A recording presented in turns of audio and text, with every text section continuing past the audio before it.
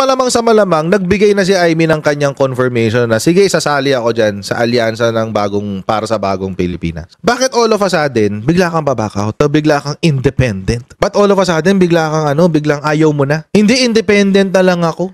Para walang questions. Ano yung sinabi niyang dahilan? Para daw hindi na raw kinu-question ng kanyang motibo, ganyan-ganyan, etc. etc. Parang ayaw na raw niya makipag-side sa mga alyansa ng mga personalidad. Doon lang daw siya sa taong bayan, quote-unquote, taong bayan daw. Drama lang niya yan. Bakit? Kailangan niya ng boto niyo. She's playing up the Duterte crowd. Baka umaasa siguro siya na pag nag-independent siya, yung boto ng DDS makukuha niya. Hindi mangyayari yun.